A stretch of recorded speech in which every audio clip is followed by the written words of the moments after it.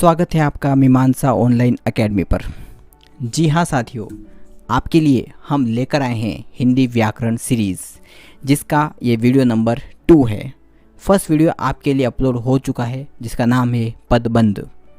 दोस्तों चलिए आज का वीडियो शुरू करेंगे हम, जिसका नाम है सर्वनाम। आज हम जिस टॉपिक पर बात करने वाले हैं वो है आपके लिए सर्वनाम। बेसिक से हाई कंप्लीट समझाएंगे आपको, कंप्लीट, कहीं पर भी कोई दिक्कत नहीं आने देंगे। सर्वनाम यानी आज पूरा फिनिश। चलिए शुरू करते हैं। सर्वनाम यानी होता है सबका नाम। क्या होता है? सबका नाम। सर्व यानी सबका और नाम यानी नाम। सबका नाम इज इक्वल टू सर्वनाम। अब हम ये समझे कि ये सबका नाम होता क्या है। तो देखिए, सबका नाम का मतलब होता है सामान्य नाम। सामान्य नाम, जैसे कि मैं बात करूं, एक रोहन की बात करूं, मोहन की बात करूं, सोहन की बात करूं, राधिका की बात करूं, तो ये 4 नाम हो गए। ठीक है, तो ये 4 जो नाम है वो तो हो जाएंगे संज्ञा, पर इन चारों के लिए अगर मैं एक ही शब्द का यूज़ करूं, जैसे आप, तो वो हो जाएगा सबका नाम इज इक्वल टू सामान्य नाम इज इक्वल टू सर्वनाम। यानी कि संसार में जो कुछ भी ज्ञात है या अज्ञात है, या तो जाना पहचाना हुआ है या फिर हम उसको नहीं जानते, वो प्राणी भी हो सकता है, स्थान भी हो सकता है, वस्तु हो सकता है, या कोई भाव हो सकता है। तो सभी का क्या होता है कि कोई ना कोई नाम होता है। तो उन संज्ञा शब्दों के लिए जिन सामान्य शब्द का हम प्रयोग करते हैं उसे ही हम सर्वनाम कहते हैं।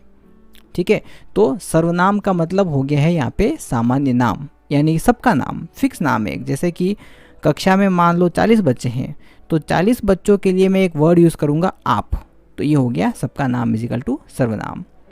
अब सर्वनाम का उपयोग हम क्यों करते हैं? क्योंकि हमें पुनरुक्ति दोष से बचाता है। किससे बचाता है? पुनरुक्ति दोष से बचाता है। किसी शब्द को बार बार हम लिखते हैं तब उसको पुनरुक्ति दोष कहते हैं। मोहन ने ये खाया, मोहन बाजार गया, मोहन खाना खाता है, तो ये मोहन मोहन मोहन मोहन 3 बार आ गया। तो इस कारण से इस दोष से बचने के लिए हम सर्वनाम का उपयोग करते हैं। चलिए आगे बात करते हैं हम कि सर्वनाम कितने होते हैं। हिंदी में जो सर्वनाम होते हैं ना, वो कितने होते हैं? हिंदी में 11 तरह के सर्वनाम होते हैं। तो 11 तरह के सर्वनाम कौन से होते हैं? चलिए हम बात करते हैं। जैसे कि बात करते हैं मैं की, मैं हिंदी का सर्वनाम है। उसके बाद तू, ये भी हिंदी का सर्वनाम है। उसके बाद आप, ये भी हिंदी का सर्वनाम है। उसके बाद में यह, ये भी हिंदी का सर्वनाम है। उसके बाद में वह, उसके बाद में सो, ये भी देखिए हिंदी का सर्वनाम है। उसके बाद में अपन बात करते हैं कि जो, उसके बाद में कोई, उसके बाद कुछ, उसके बाद कौन, और उसके बाद क्या। तो ये सभी जो है ये क्या है? ये सब हमारे हिंदी में प्रयुक्त होने वाले सर्वनाम है। तो सर्वनाम कितने होते हैं हिंदी में? 11 होते हैं, ये आप ध्यान रखिएगा। ठीक है, अब हम बात करते हैं सर्वनाम के भेद। चलिए आगे बात करते हैं हम इसके भेद कितने होते हैं। तो भेद तो होते हैं, वो होते हैं सर्वनाम के 6 भेद होते हैं मुख्य रूप से। कौन कौन से होते हैं? चलिए हम 6 की बात कर लेते हैं। ट्रिक मैं यहाँ पे लिखना चाहता हूँ। जैसे पुरुष जब, पुरुष जब, निश्चय, निश्चय अनिश्चय में, निश्चय अनिश्चय में, निश्चय अनिश्चय में, संबंध स्थापित, संबंध स्थापित नहीं कर पाता, नहीं कर पाता, तब प्रश्न करता है निज से, प्रश्न करता है निज से। देखिए दोस्तों, वीडियो थोड़ा सा लंबा जाएगा क्योंकि हम बहुत गहराई से आज हम सर्वनाम की बात करेंगे। चलिए सबसे पहले बात करते हैं पुरुष। तो ये हो गया पुरुषवाचक सर्वनाम। ठीक है, ये हो गया नंबर 1। उसके बाद में निश्चय यानी कि निश्चयवाचक सर्वनाम, ये हो गया नंबर 2। उसके बाद में अनिश्चय यानी अनिश्चयवाचक सर्वनाम, ये हो गया नंबर 3। उसके बाद में संबंध, संबंधवाचक सर्वनाम, ये हो गया नंबर 4। उसके बाद में प्रश्न, उसके बाद में प्रश्न, ये हो गया 5। उसके बाद में निज, ये हो गया 6। तो इस तरह से 6 तरह के जो होते हैं वो सर्वनाम के भेद होते हैं। तो चलिए मैं इसी में आपको मैं समझाता हूँ। इसी में हम पहले शॉर्ट की बात करते हैं। जैसे पुरुषवाचक की बात करें तो मैं, तुम और आप, मैं, तुम और आप, तो ये तो होते हैं पुरुषवाचक सर्वनाम। निश्चयवाचक की अपन बात करें तो जैसे यह, वह, सो, यह, वह, सो। अनिश्चयवाचक की बात करें तो कोई, कुछ, ये क्या हो गए, अनिश्चयवाचक में आते हैं। संबंधवाचक की बात करें तो जो। प्रश्नवाचक की बात करें तो कौन, क्या। और निजवाचक की बात करें तो वो होता है आप। तो इस तरह से हमने जो 11 जो सर्वनाम जो पढ़े थे वो हमने यहाँ पर बांट दिया है। तो ये आप याद कर लीजिएगा। पुरुष जब निश्चय अनिश्चय में संबंध स्थापित नहीं कर पाता है तब प्रश्न करता है निज से। ये इसकी ट्रिक है। चलिए अब हम एक एक की बात करेंगे, एक एक को लेते हुए चलेंगे हम। सबसे पहला हम बात करते हैं पुरुषवाचक सर्वनाम। पुरुषवाचक सर्वनाम, पुरुषवाचक सर्वनाम। अब देखिए यहाँ पे पुरुषवाचक सर्वनाम के 3 भेद होते हैं। पुरुषवाचक सर्वनाम के 3 भेद होते हैं। पहला तो पुरुषवाचक सर्वनाम के भेद की हम बात कर रहे हैं। पहला होता है उत्तम, उत्तम पुरुषवाचक सर्वनाम। उसके बाद में होता है मध्यम, मध्यम पुरुषवाचक सर्वनाम। और तीसरा होता है अन्य पुरुषवाचक सर्वनाम। तो यहाँ पर हम तीनों की बात करेंगे कि तीनों में क्या भेद है और क्या किस तरह से इनका उपयोग होता है। जैसे देखिए उत्तम पुरुषवाचक उसके लिए होता है जो वक्ता होता है, ठीक है, जो कहने वाला। मध्यम श्रोता यानी सामने वाला, सुनने वाला। और ना वक्ता ना श्रोता कोई अन्य दूसरा, तो उसके लिए यूज़ होता है अन्य पुरुषवाचक सर्वनाम। जैसे यानी कि जिस सर्वनाम का प्रयोग वक्ता या लेखक अपने लिए तथा किसी अन्य के साथ अपना संबंध बताने के लिए करता है उसे उत्तम पुरुषवाचक सर्वनाम कहते हैं। जैसे अपन बात करते हैं मेरा, उसके बाद जैसे अपन बात करते हैं हमारा, ये सब क्या है, उत्तम पुरुषवाचक सर्वनाम है। जैसे मुझे, मुझे, उसके बाद जैसे बात करते हैं हमारे लिए, हमारे लिए, तो ये सब उत्तम पुरुषवाचक सर्वनाम के पार्ट है। जैसे यहाँ पे आ गया अगर मुझसे, तो ये सब किस में जाएंगे, ये सब उत्तम पुरुषवाचक में जाएंगे। यानी कि देखिए यहाँ पर ये खुद की बात तो कर रहा है पर यहाँ पे अब हमारा संबंध भी दूसरों के साथ में भी बता रहा है। तो इस कारण से ये संबंध भी बताने के कारण ये क्या होगा, उत्तम पुरुषवाचक सर्वनाम होगा। मध्यम पुरुष में ध्यान रखिएगा श्रोता के लिए। श्रोता यानी कौन होते हैं, सुनने वाले, यानी कि सामने वाले। सुनने वाले जो होते हैं वो श्रोता कहते हैं। जैसे कि तू हो गया, तुम हो गया, आप हो गया, तो इन सब के लिए क्या होगा, ये सब मध्यम पुरुषवाचक में जाएंगे। अब ये देखिए आप जो है वो आदर में यूज़ होता है, आदर सूचक में हम आप का प्रयोग करते हैं। और अन्य की बात करें यानी कि बोलने वाले और सुनने वाले के अतिरिक्त, यानी कि अतिरिक्त व्यक्ति, ना तो बोलने वाला ना सुनने वाला, तो उसके लिए अन्य पुरुषवाचक सर्वनाम का उपयोग करते हैं। जैसे वह हो गया, उन्हें हो गया, वह हो गया, उन्हें हो गया, उसका हो गया, जैसे उसका, उनका, उनके लिए, उनके लिए। तो यहाँ पर किसके लिए, उनके लिए।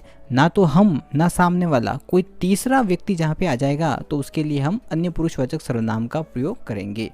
तो यहाँ पर हमें ये बात क्लियर हो गई कि पुरुषवाचक सर्वनाम के 3 भेद होते हैं। उत्तम यानी स्वयं, मध्यम यानी सामने वाला, और अन्य यानी ना तो मैं ना सामने वाला अपितु कोई तीसरा।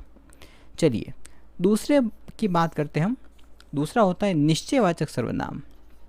कौन सा होता है, निश्चयवाचक सर्वनाम, निश्चयवाचक, निश्चयवाचक सर्वनाम, ठीक है।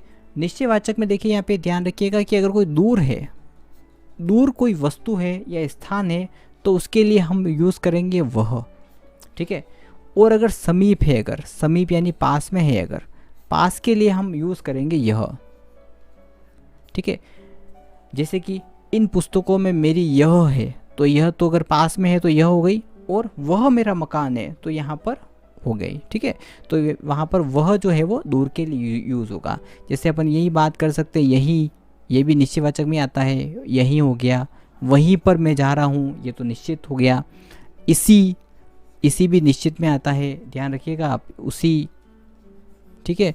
किन्हीं, देखिए यहाँ पे किन्हीं शब्द भी इसमें आता है, ये बात आप ध्यान रखिएगा। तो ये सब निश्चयवाचक सर्वनाम के शब्द है। यह, वह, यही, वही, इसी, उसी, किन्हीं। जैसे कि मैं बात करूँ, जैसे इसी ने मेरी जान बचाई, इसी ने, इसी ने मेरी जान बचाई, जान बचाई, ठीक है। तो अब देखिए यहाँ पे इसी ने, यानी क्या हो गया, ये फिक्स हो गया। तो जहाँ पर फिक्स की बात आएगी वहाँ पर कौन सा होगा, वहाँ पर निश्चयवाचक सर्वनाम होगा। जैसे यह आया, तो ये भी निश्चयवाचक है, ठीक है। वह गया, तो ये भी निश्चयवाचक सर्वनाम हो गया। तुम्हारी पुस्तक, यह नहीं वह है, तुम्हारी, जैसे देखिए यहाँ पे ये उदाहरण देखिए, तुम्हारी पुस्तक, तुम्हारी पुस्तक, यह नहीं, यह नहीं वह है, ठीक है। तो यह, तो ये क्या हो गया, निश्चित है, ये नहीं है, ये वाली नहीं है तुम्हारी पुस्तक, यह नहीं है, तो ये क्या हो गया, फिक्स हो गया। मुझे, यही मुझे पसंद है, तो यही यहाँ पे क्या हो गया, ये निश्चित हो गया, ठीक है। विश्वास नहीं हो रहा कि यह तुम ही पढ़ लो, विश्वास नहीं हो तो यह तुम ही पढ़ लो, तो यह तुम ही पढ़ लो, यानी फिक्स हो गई बात, ठीक है। केवल वही तुम्हारी सहायता कर सकता है, देखिए यहाँ पे वही, यहाँ पे क्या हो गया, निश्चयवाचक सर्वनाम हो गया। अब देखिए यहाँ पर यह जो है, यह, वह, यहाँ पर जो इसका जो प्रयोग हो रहा है, यहाँ पर हमें निश्चयवाचक और अन्य पुरुषवाचक में भी भेद करना पड़ेगा, ठीक है। ये बात आप ध्यान रखिएगा, निश्चयवाचक और अन्य पुरुषवाचक में आपको ध्यान रखना पड़ेगा। निश्चितता का जहाँ पे बोध होगा ना, वो क्या होगा, वो निश्चयवाचक सर्वनाम होगा, ठीक है। पर जैसे कि अपन बात करते हैं, तो निश्चयवाचक सर्वनाम में आप ये ध्यान रखिएगा केवल कि यहाँ पे क्या होता है, निश्चितता का बोध होता है, निश्चितता का बोध होगा, फिक्स एकदम, ठीक है। ये आप ध्यान रखिएगा इसमें। चलिए आगे हम बात करते हैं, तीसरा भेद हम बात की थी हमने, अनिश्चयवाचक सर्वनाम, अनिश्चयवाचक सर्वनाम, अनिश्चयवाचक सर्वनाम। अनिश्चय का मतलब क्या होता है, नॉट फिक्स, जो फिक्स नहीं है, इंग्लिश में अगर बात करें तो नॉट फिक्स, ठीक है। इसमें क्या होता है, प्राणियों के लिए, यहाँ पे ध्यान रखिएगा कि प्राणियों के लिए, अगर कोई प्राणी है, प्राणियों के लिए तो हम यूज़ करेंगे कोई, जैसे दरवाजे पर कोई खड़ा है, या फिर किसी ने उसकी सहायता नहीं की, ठीक है। पर जब पदार्थों की बात आ जाएगी, पदार्थों की बात आ जाएगी, चाय में कुछ गिरा है, तो वहाँ पे हम लगाएंगे कुछ, ठीक है, ध्यान रखिएगा। जैसे दरवाजे पर कोई खड़ा है, तो कोई यानी कोई ना कोई प्राणी होगा, तो वहाँ पर आएगा कोई, आ गया, अनिश्चय है, हमें कोई पता नहीं है कोई कौन खड़ा है, किसी ने उसकी सहायता नहीं की, तो यहाँ पर किसी ने भी, अनिश्चयता की बात है यहाँ पर। और स्कूल में कुछ खा लेना, तो कुछ आ गया, मतलब कुछ, तो कोई ना कोई पदार्थ खा लेना, तो यहाँ पर अनिश्चयवाचक सर्वनाम का आता है, जहाँ पर किसी व्यक्ति, वस्तु या पदार्थ का बोध ना हो, निश्चित बोध नहीं होता है, वहाँ पर अनिश्चयवाचक सर्वनाम आता है। जैसे कोई, ये वर्ड इसमें ध्यान रखिएगा आप, कोई आ गया, जैसे कुछ, किसी, किन्हीं, कहीं, कभी, ये सब क्या है, ये सब अनिश्चित सर्वनाम के शब्द हैं, यह बात आप ध्यान रखिएगा। चलिए नंबर 4 पे बात करते हैं हम। जैसे नंबर 4 पे बात करें तो वो है संबंधवाचक सर्वनाम, संबंधवाचक सर्वनाम, संबंधवाचक, संबंधवाचक में यहाँ पे आप ये ध्यान रखिएगा, कपल वर्स, कपल वर्स यानी जो, वो। इसका प्रयोग क्या होता है कि एक दूसरे के साथ संबंध बताने के लिए इनका यूज़ होता है। एक दूसरे के साथ संबंध, एक दूसरे के साथ संबंध,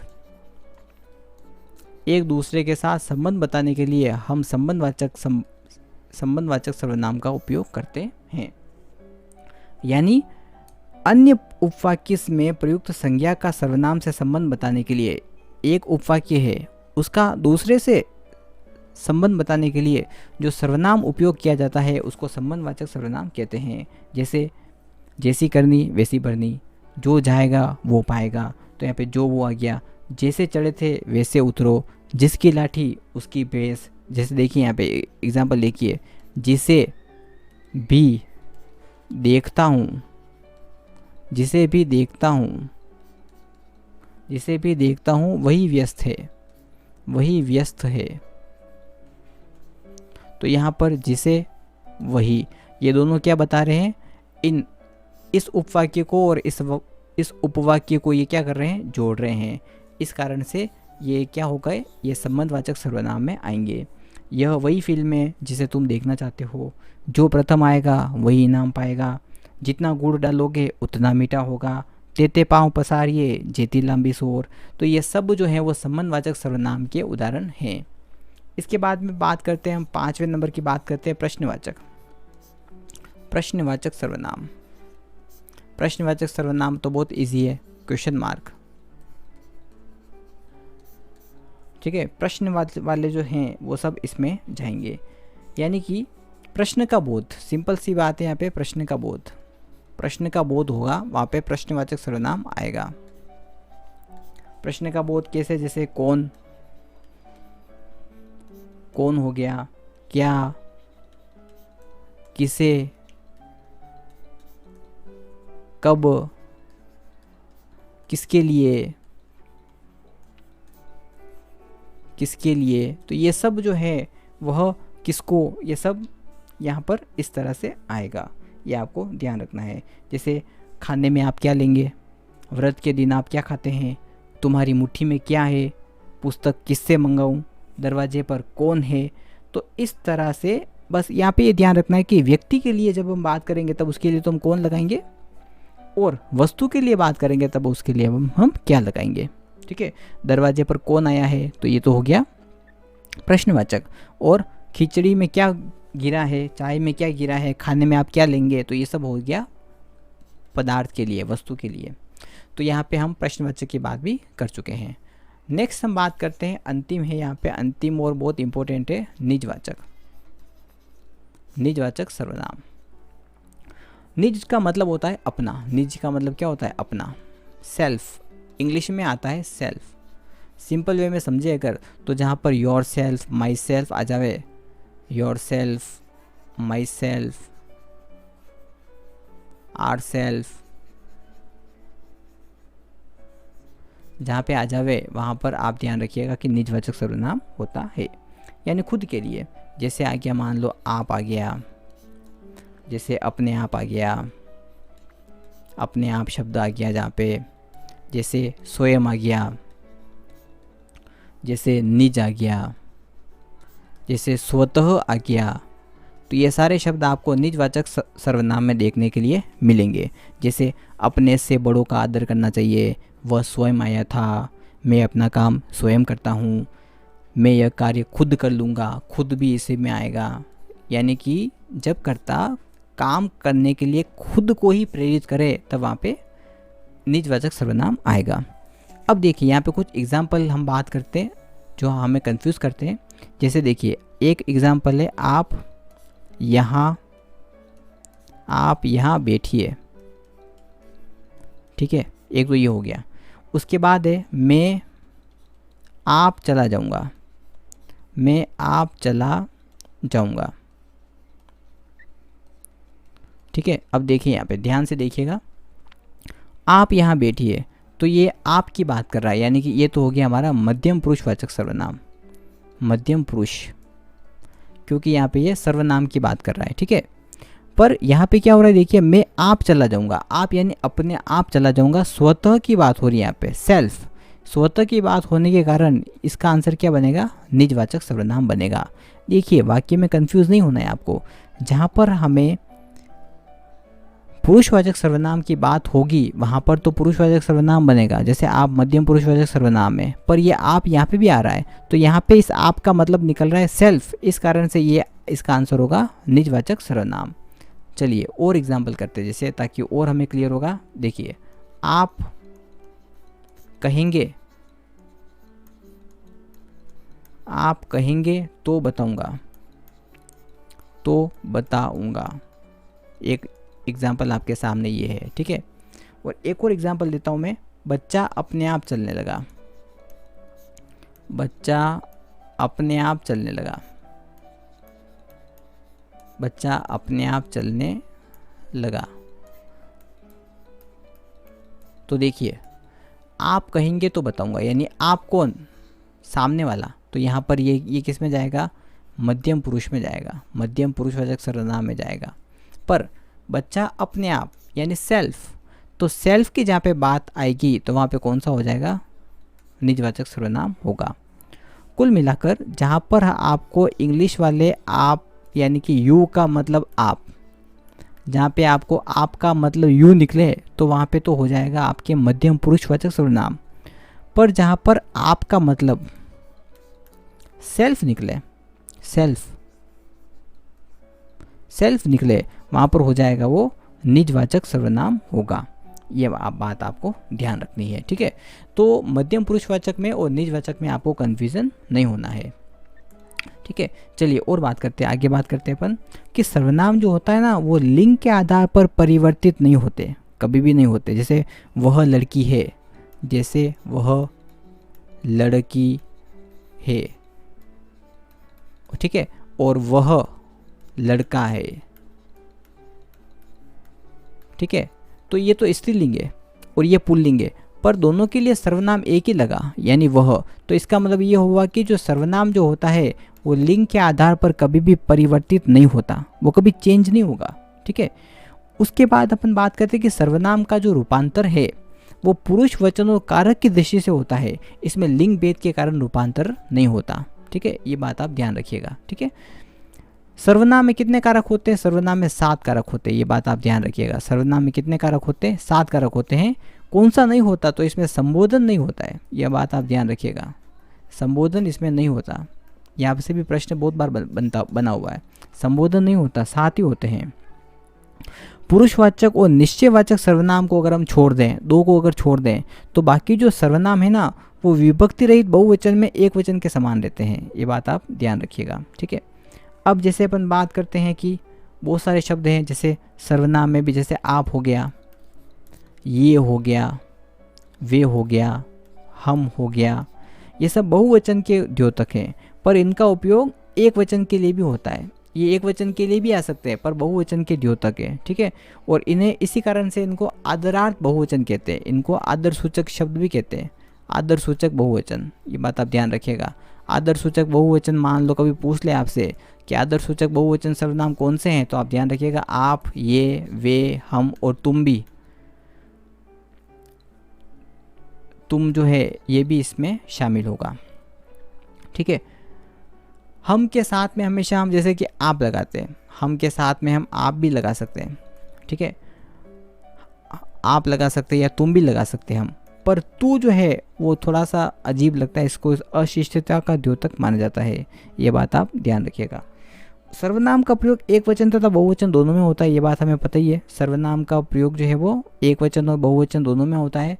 और संबोधन में क्यों नहीं होता है, क्योंकि सर्वनाम द्वारा किसी को भी हम पुकारते नहीं हैं, अरे ये तो संबोधन है, पर वह, इसको इस तरह से, उसका इस तरह से हम संबोधन देके किसी व्यक्ति को नहीं पुकार सकते। इस कारण से सर्वनाम जो है वो संबंध में, संबोधन कारक में नहीं होता है, ठीक है। तो अब हमें यहाँ पर कुछ हम सार की बात करते हैं। हमने क्या सीखा कि सर्वनाम कौन सा शब्द है, वो विकारी शब्द है। सर्वनाम एक विकारी शब्द है। विकारी शब्द कौन से होते हैं, जो लिंग वचन काल के कारण परिवर्तित हो जाते हैं, जो लिंग वचन और काल के अनुसार क्या होते हैं, परिवर्तित होते हैं। लिंग वचन और काल के अनुसार क्या होते हैं, चेंज हो जाते हैं, तो वो सर्वनाम होते हैं, ये बात आप ध्यान रखिएगा। तो सर्वनाम कौन सा शब्द है, एक विकारी शब्द है। सबका नाम होता है, ये मैं पता ही है, ठीक है। उसके बाद में हम बात करते हैं कि सर्वनाम जो है वो पुनरुक्त रूप में भी प्रयुक्त हो सकते हैं। संबोधन कारक का सर्वनाम नहीं होता है। भेद कितने होते हैं, 6 भेद होते हैं। सेल्फ का हमें ध्यान रखना है, आर सेल्फ, योर सेल्फ, इस बात का हमें ध्यान रखना है, ठीक है। तो इस तरह से निजवाचक का स्पेशली ध्यान रखना है, यहाँ पे सेल्फ के रूप में इसका यूज़ होगा, ठीक है। और आप शब्द का बहुत ध्यान रखना है यहाँ पे, क्योंकि आप शब्द हमें अधिकतर कंफ्यूज में डाल देता है। तो दोस्तों इस तरह से हमने सर्वनाम टॉपिक को क्लियर किया है। इसके बाहर मुझे नहीं लगता कि कोई चीज़ बची होगी या कोई चीज़ आएगी आपके। केवल आपको ये ध्यान रखना है कि वो किस तरह का उसका मीनिंग निकल रहा है, उसके अकॉर्डिंग हम उस सर्वनाम का आंसर फाइंड कर सकते हैं। तो वीडियो आपको अच्छा लगा हो तो चैनल को सब्सक्राइब करें और हिंदी की सीरीज़ के लिए पूरी तरह से जुड़े रहें। पूरी हिंदी हम आपको कवर करवाएंगे। धन्यवाद। Thank you very much.